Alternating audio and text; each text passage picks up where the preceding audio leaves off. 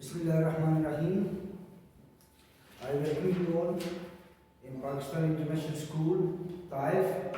This is the first term of 2021 and 22. उम्मीद करता हूँ आप खैरियत से होंगे और आज क्लास 4th है, सब्जेक्ट उर्दू है। आज जो प्यारे बच्चों हम सबक पढ़ेंगे वो किसान और बादशाह है। किसान और बादशाह है। पहले इसके खास अल्फाज हैं, आप किताब निकालिए। ये आपका सफ़ा है किसान और बादशाह, पेज नंबर 62 से ऑनवर्ड्स हम चलेंगे। खास अल्फाज है तन्हा, गुस्ताखी, कान भरना, रायगा, अख्ज़। तन्हा,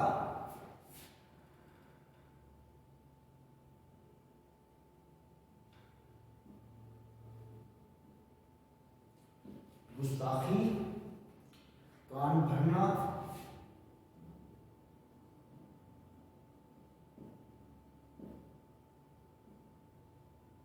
रायगा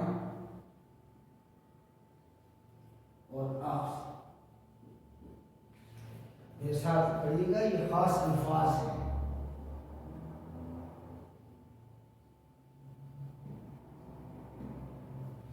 तन्हा अकेला, गुस्ताखी बेअदबी, कान भरना किसी के खिलाफ बात करना, रायगा जाया होना, अक्स कहीं से लेना पकड़ना। आइए स्टार्ट करते हैं। शेख सादी रहमतुल्लाह अलैह इस्लाम के उन अजीम लोगों में शामिल है जिन्होंने बच्चों के लिए बहुत कुछ लिखा। मुस्लिम वर्ल्ड में इनका नाम बहुत अदब और एहतराम से लिया जाता है। इन्होंने बच्चों की अखलाकी तरबियत के लिए बहुत सी सबक आमोज़ कहानियाँ और हकायात बयान की हैं। इनके बारे में हम जानते हैं। इस सबक के बारे में शेख सादी ने ज़िंदगी का ज़्यादातर हिस्सा इल्म हासिल करने और सैर व सियाहत एक जगह से दूसरी जगह जाना, मुराद एक मुल्क से दूसरे मुल्क, एक इलाके से दूसरे इलाके में जाना और सैर करना, सियाहत करना। सियाहत से मुराद ये होती है कि भी आप दूसरी जगह गए हैं, वहाँ की बूदोबाश, रहन सहन, वहाँ की सकाफत, वहाँ का कल्चर और वहाँ क्या क्या चीज़ें हैं उनको अपनी आंखों से देखते हैं। मैं गुजार यानी शेख सादी रहमतुल्लाह अलैह ने बहुत से इलाकों का विजिट किया, वहाँ देखा। और गुलिस्तान और बोस्तान ये दो मशहूर किताबें हैं शेख सादी की। गुलिस्तान उसका नाम है, किताबों का नाम है। गुलिस्तान और बोस्तान इनकी मशहूर किताबें हैं। हकायत कहते हैं कहानी को, हकायत बहुत सी कहानी, सबक मोज। इन उन वाक़यात को कहते हैं जो किसी शख्सियत ने अपने इल्म, तजर्बे और अमल से अक्स किए हो। हकाया से लोग दनाई की बातें सीखते हैं। दनाई कहते हैं अक्लमंदी की बातें सीखते हैं। हकाया से लोग अक्लमंदी की बातें सीखते हैं। शेख सादी बोस्तान में फरमाते हैं कि एक किसान जंगल से गुजर रहा था। इनकी ये दो किताबें याद रखिएगा, गुलिस्तान और बोस्तान। शेख सादी बोस्तान में फरमाते हैं कि एक किसान जंगल से गुजर रहा था। शदीद बारिश की वजह से पूरे जंगल में बहुत कीचड़ थी।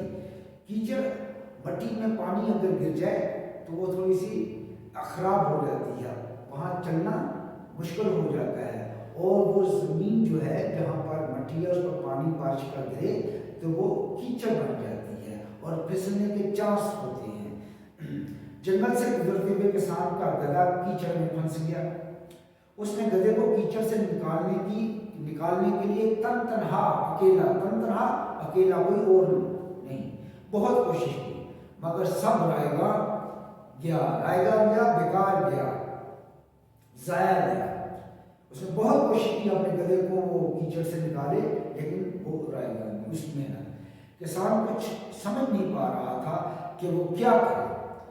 कभी कभी जब इंसान को कुछ समझ नहीं आता तो वो अपना गुस्सा बिला वजह दूसरों पर निकालता है। ये एक एथिकल मामला है, मॉरल वैल्यूज का मामला है कि जब इंसान को कुछ नहीं समझ आता तो वो अपना गुस्सा दूसरों पर निकालता है। इसी तरह एक इमोशंस जज्बात में आकर। गुस्सा जो है, अल्लाह सुब्हानहू व तआला कुरान में फरमाते हैं वल काज़िमीन गैज़ा, वो जो गुस्से को पी जाने वाले होते हैं। ये मोमिनीन की निशानियों में से एक निशानी है, वो जो गुस्से को पी जाने वाले होता है। गुस्सा शैतान की पैदावार है। तो प्यारे बच्चों, कभी गुस्सा में आइएगा, बहुत तहम्मुल से, बुर्दबारी से दूसरों की बात सुनिएगा ज़िंदगी में, और कोशिश कीजिएगा कि कभी गुस्से में किसी को ना झिड़के, ना किसी को गाली दे, ना किसी का बुरा चाहे, ना किसी को बुरे अलकाब से पुकारे, और ना ही लड़े। इसी तरह सारी रात के साथ परेशानी के आलम में सब जानने वालों को बुरा भला कहता रहा। उसकी जुबान से ना दुश्मन बचा, ना दोस्त, और ना ही बादशाह, क्योंकि जंगल बादशाह की सल्तनत का हिस्सा था। इत्तफाकन, अचानक इत्तफाक से बादशाह का अपने गुलामों के साथ जंगल से गुजर हुआ। सबने सुना कि एक किसान बादशाह को बुरा भला कह रहा है, बुरा कह रहा है। अचानक किसान की नज़र बादशाह पर पड़ी। वो बहुत परेशान हुआ कि बादशाह ने सब कुछ सुन लिया है, अब उसका अंजाम बहुत बुरा होगा, उसका नतीजा बहुत बुरा होगा। वो बहुत परेशान हुआ कि बादशाह ने सब कुछ सुन लिया, इसका अंजाम बहुत बुरा होगा। उसी वक्त गुलामों ने, जो बादशाह के नौकर चाकर थे, बादशाह के कान भरना शुरू कर दिए, उसके खिलाफ उसे उकसाना शुरू कर दिया, उस किसान के बारे में गलत बातें बतानी शुरू कर दी। एक बोला है बादशाह इस शख्स की गर्दन तलवार से उड़ा दी जाए, क्योंकि उसने आपकी शान में गुस्ताखी की है, गुस्ताखी बेअदबी की है। दूसरा गुलाम बोला है बादशाह इसको कैद खाने में डाल दिया जाए, कैद खाना जेल, क्योंकि उसने ना सिर्फ आपको बुरा भला कहा है बल्कि आपके खानदान की बुराई भी की है। बादशाह ने मजबूर किसान की तरफ देखा जिसका गधा कीचड़ में फंसा हुआ था। बादशाह को किसान की हालत पर रहम आ गया, तरस आ गया। उसने किसान की नामुनासिब बातों को माफ़ कर दिया। नामुनासिब जो मुनासिब नहीं थी, कि उसे ऐसे नहीं करना चाहिए था, ऐसे नहीं कहना चाहिए था, उसे माफ़ कर दिया और अपने गुस्से को पी गया। वल काज़िमीन गैज़ा, वो जो गुस्से को पी जाने वाले होते हैं। ये बहुत बड़ी सिफत है, और मुसलमानों की सिफात में, मोमिनीन के सिफात में ये ऊपर के लेवल पे है। बादशाह ने किसान को इनाम इकराम से नवाजा और एक सफ़ेद घोड़ा भी इनाम में दिया। सच है कि बुराई का बदला बुराई से देना आसान है, यानी कोई मुझसे लड़ता है मैं उससे लड़ूं, ये तो आसान है, लेकिन इंसान को चाहिए कि बुराई का जवाब भलाई से दे। अगर कोई मुझसे लड़ा है तो भी तहम्मुल बुर्दबारी इख्तियार करो, इस लड़ाई झगड़े में क्या रखा है, इस तरह। यानी इस कहानी का जो अखलाकी सबक है वो ये है कि बुराई का बदला बुराई से देना आसान है, लेकिन इंसान को चाहिए कि बुराई का जवाब भलाई से दे, अच्छाई से दे। अगर किसी ने आपके साथ बुरा कर भी दिया है तो कोशिश करें उसे माफ कर दें। ज्यादा से ज्यादा वो क्या समझेगा कि इसमें वो इंतकाम लेने का जज्बा नहीं है, कोई बात नहीं।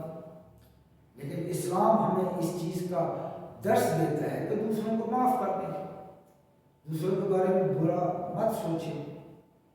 हज़ूर सल्लल्लाहु अलैहि वसल्लम ने फतह मक्का के मौका पर अपने कई दुश्मनों को, जो आपके खिलाफ बहुत बड़ी बड़ी साजिशें रचा करते थे, आप के रिश्तेदार के कातिल थे, उनको माफ़ कर दिए।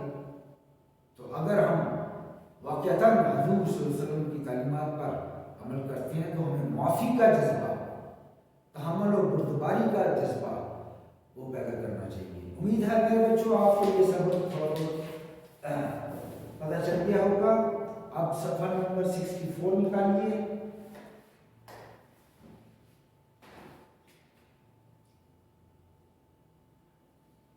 आइए इसकी मश्क करते दोबारा देखिए। तन्हा, अकेला, गुस्ताखी, बेअदब, कान भरना, किसी के खिलाफ बात करना, रायगान ज़रा, अक्स लिया पकड़ना। मश्क।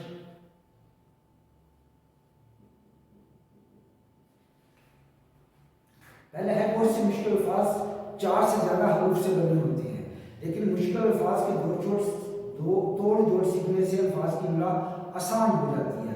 अब हम इस सबक में मुश्किल अल्फाज की तोड़ जोड़ सीखेंगे। रायगा,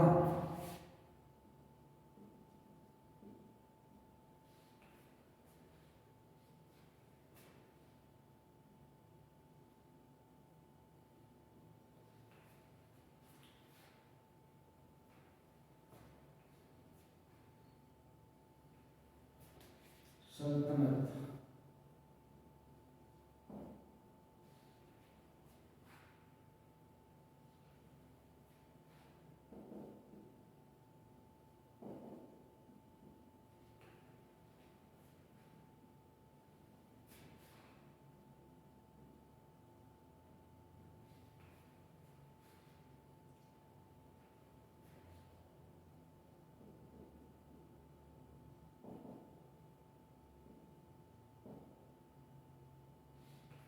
लास्ट है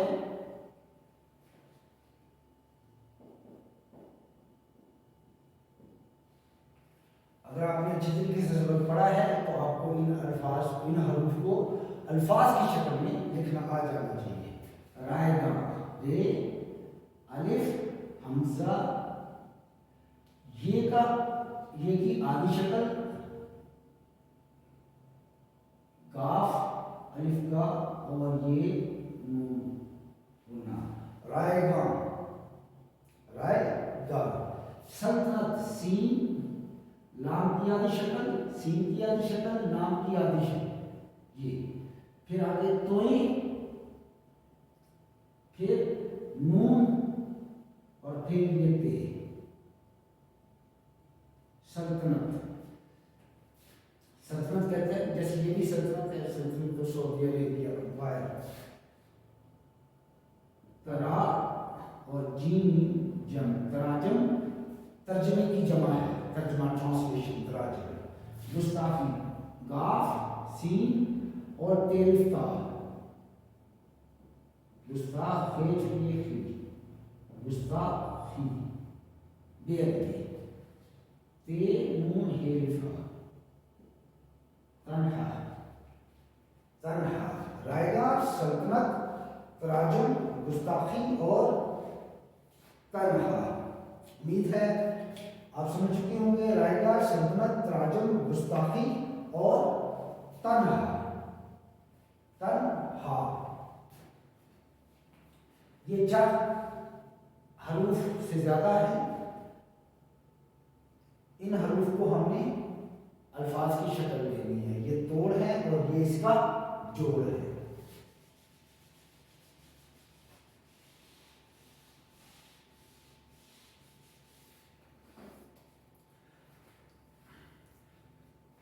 सवाल नंबर 2 देखिए।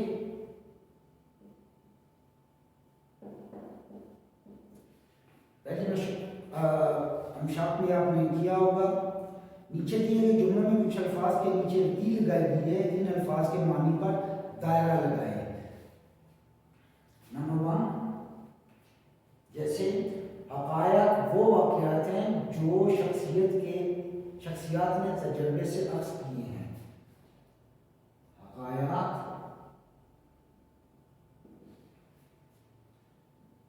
वो वाक़यात हैं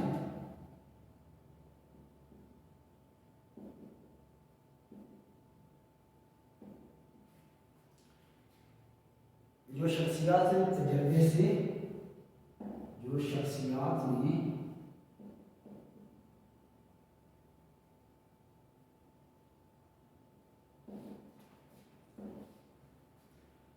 तजर्बे से अक्स किए हैं, तजर्बे से अक्स किए हैं।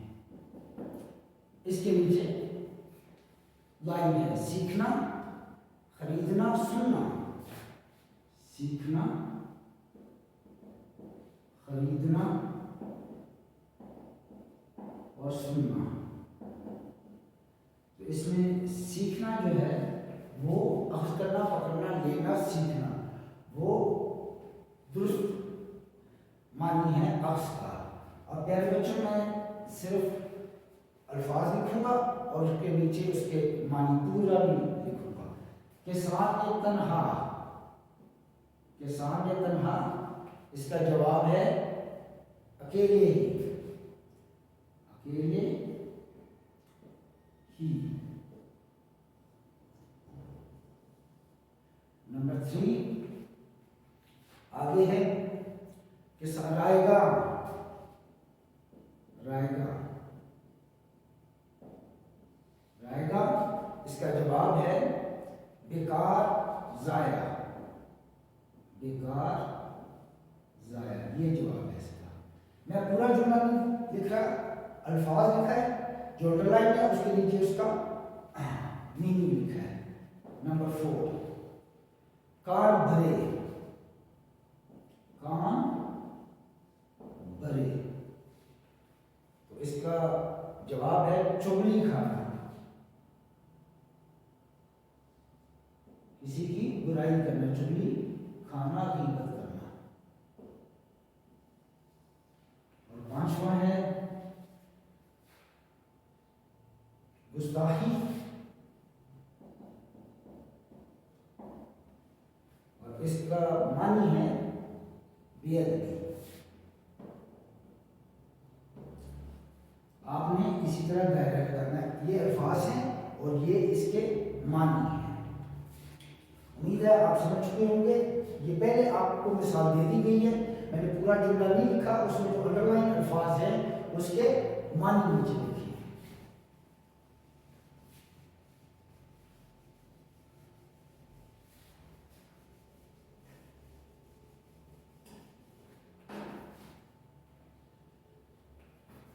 सवाल नंबर 3 है जुमले बनाए, अल्फाज जुमले।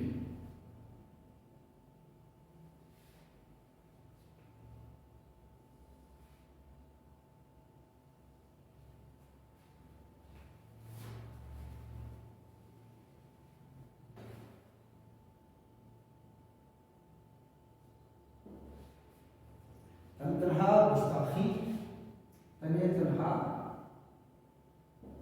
अकेले, गुस्ताखी, कान भरना रायगा,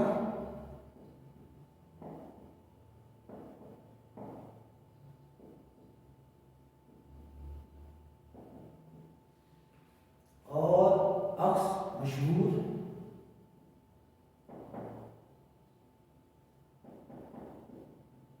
मशहूर, अक्स और मशहूर, अक्स और मशहूर। किसान ने तनतनहा कोशिश की, किसान ने तनतनहा कोशिश की, किस चीज की? उस अपने गधे को कीचड़ से निकालने की। गुस्ताखी, किसान ने बादशाह की शान में गुस्ताखी की, किसान ने बादशाह की शान में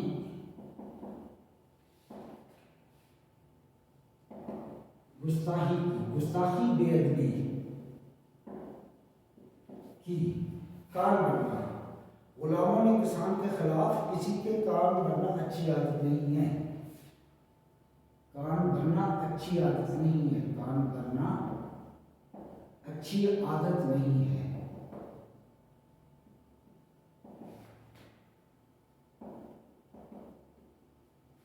रायगा, किसान की कोशिश रायगा की, किसान की कोशिश रायगा गई, बेकार गई। अब हकायत जर्बे की बुनियाद पर अक्स किए जाते हैं, हकायत तजर्बे की बुनियाद पर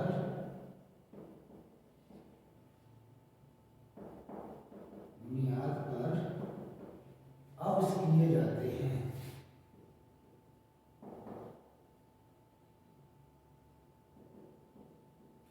जाते हैं। और मशहूर शेख सादी की बहुत सी मशहूर किताबें हैं। शेख सादी की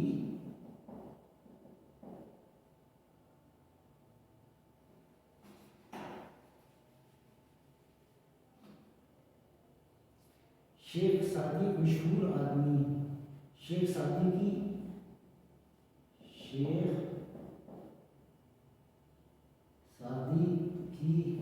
बहुत सी मशहूर किताबें हैं, बहुत सी मशहूर किताबें हैं।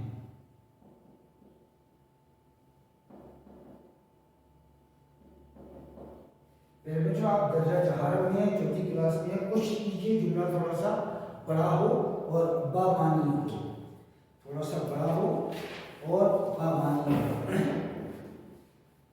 किसान ने तनहा कोशिश की, किसान ने बादशाह की शादी में गुस्ताखी की, कान भरना अच्छी आदत नहीं है, किसान की कोशिश रायगा गई, अकाया तजर्बे की बुनियाद पर अमल किए जाते हैं। शेख सादी की बहुत सी मशहूर किताबें हैं।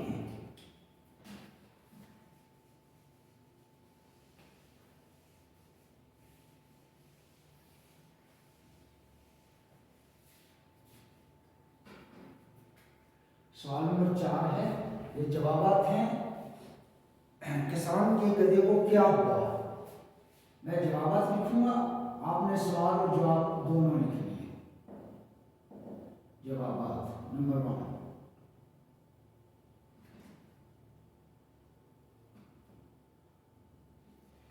किसान के गधे को क्या हुआ? किसान का गधा, किसान का गधा बारिश की वजह से कीचड़ में फंस गया। किसान का गधा बारिश की वजह से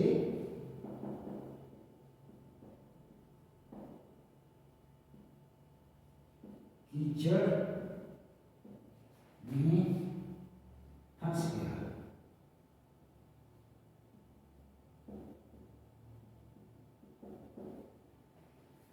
नंबर 2, किसान ने परेशानी के आलम में क्या किया? किसान सारी रात परेशानी के आलम में, किसान सारी रात परेशानी के आलम में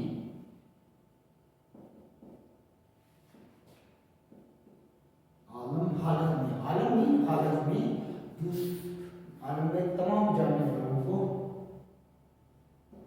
तमाम जानने वालों को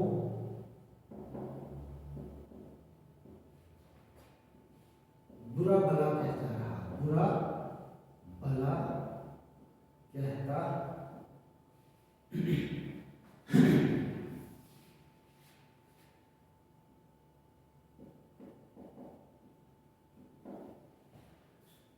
जवाब नंबर 3 है, बादशाह ने किसान के साथ कैसा सलूक किया? बादशाह ने किसान की गुस्ताखी को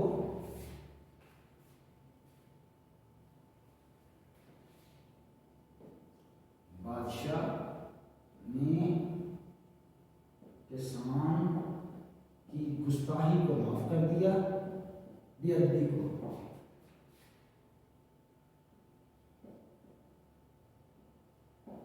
माफ कर दिया और उसे बहुत से इनाम और एक सफेद घोड़े से नवाजा, और उसे इनामात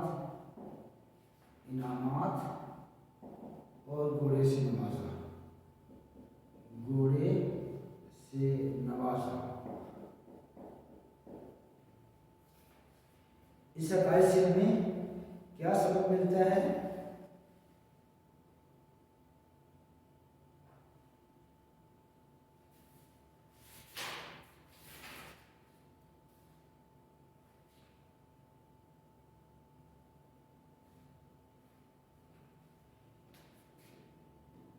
इस हकायत से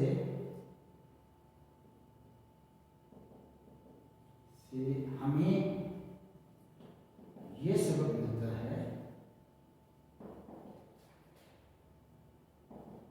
है कि बुराई का जवाब बुराई से देना चाहिए, कि बुराई का जवाब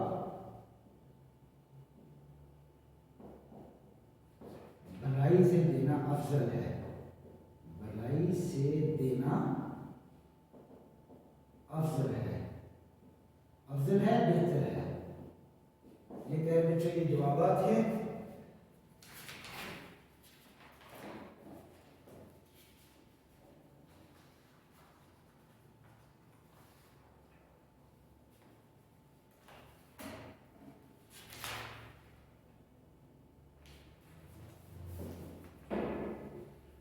सवाल नंबर 65 पर देखिए ये जवाबात है।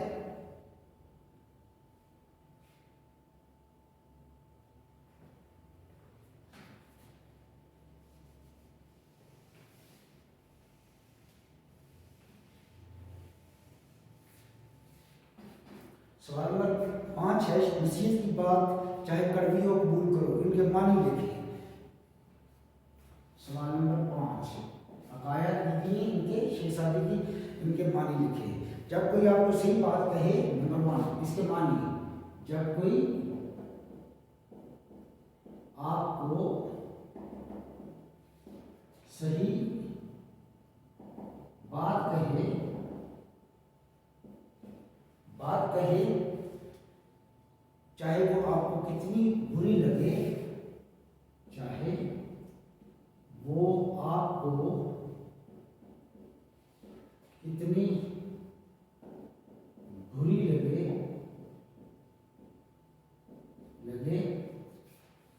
इसे मान लेना चाहिए, इसे मान लेना चाहिए। ये पहले का मतलब है।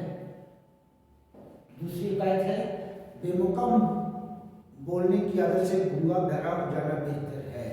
बिला वजह बेमकसद नहीं बोलना चाहिए, बिला वजह और बेमकसद नहीं बोलना चाहिए।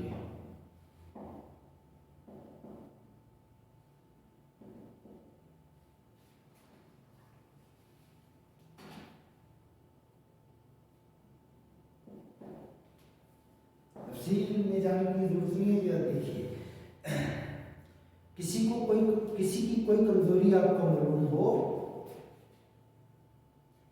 किसी की कोई कमजोरी आपको मालूम हो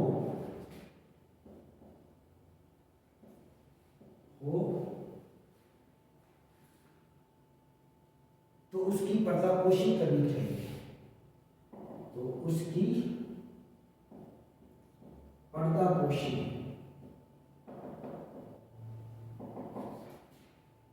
करनी चाहिए। यानी किसी के ऐब को जाहिर नहीं करना चाहिए। किसी को अच्छे मन से खुशी देना अदा सजदे से बेहतर है। किसी की मदद करने की कोशिश करना, किसी की मदद करने की कोशिश करना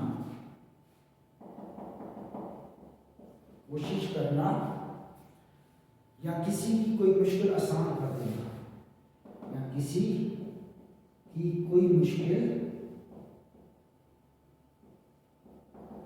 आसान कर देना।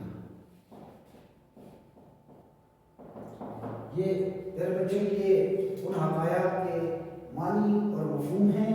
उम्मीद है आपको समझ आ चुकी होगी। जब कोई आपको सही बात कहे, चाहे वो आपको कितनी बुरी लगे, इसे मान लेना चाहिए, बिलावजह और बेमकसद नहीं बोलना चाहिए। इस कहानी का भी असल में अखलाकी सबक यही है। किसी की कोई कमजोरी आपको मालूम हो तो उसकी पर्दापोशी करनी चाहिए, किसी की गिबत नहीं करनी चाहिए, किसी के ऐब जो ये नहीं करनी चाहिए, किसी की मदद करने की कोशिश करना या किसी को कोई मुश्किल आसान कर देना।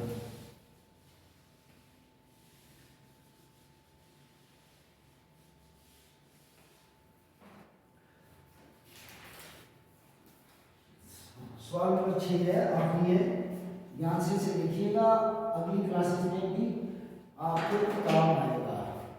जब किसी दूसरे कोड या कहीं बात को लिखा जाता है तो उसके शुरू और आखिर में जो अलामत इस्तेमाल की जाती है उसे वावैन कहते हैं। क्या कहते हैं? वावैन, डबल वाव, वावैन कहते हैं। मसलन ने फरमाया तुम में से बेहतरीन शख्स वो है जिसके अखलाक अच्छे हैं। नीचे कुछ जुमले हैं, इनमें से वावैन का इस्तेमाल करें।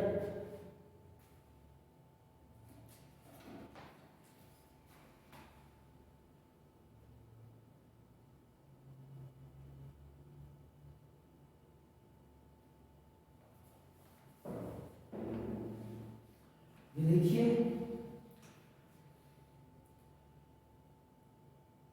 हजरत मोहम्मद सल्लल्लाहु अलैहि वसल्लम ने फरमाया, हजरत मोहम्मद सल्लल्लाहु अलैहि वसल्लम ने फरमाया, जो भी इरशाद है, जो भी कहा जाता है उसको हम ये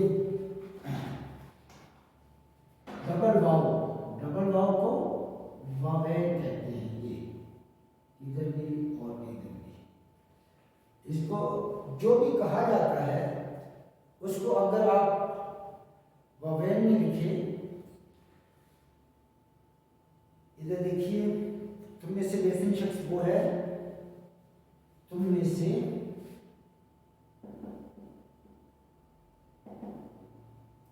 बेहतरीन शख्स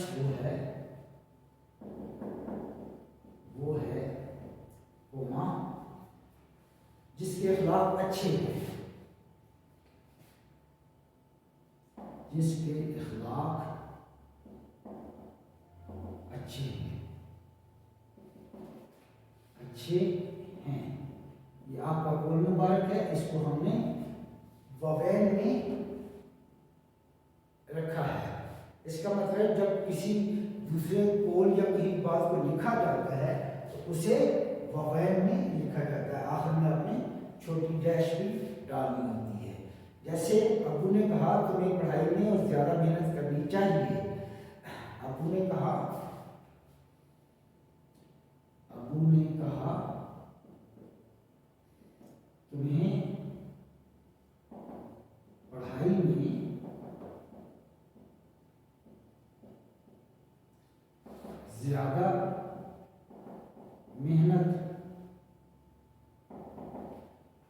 ज़्यादा मेहनत करनी चाहिए।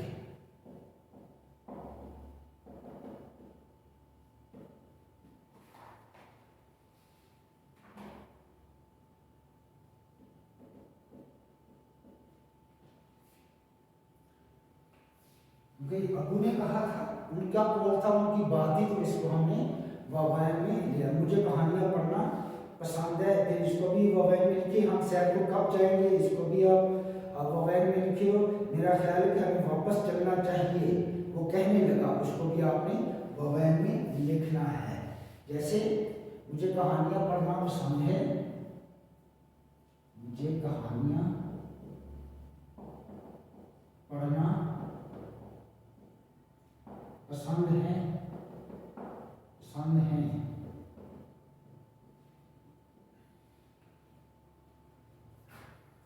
अली बोला। इसी तरह आपने अगला करना है। और होमवर्क है आपका, पढ़ाई करें, सब की पढ़ाई करें और लिखाई करें। सबक को पढ़ना है और लिखना है। सवाल नंबर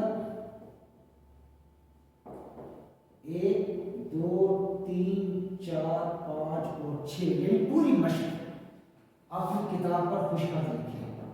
अपनी किताब पर, अभी कॉपी की बात नहीं हो रही, किताब पर खुशखत लिखिए।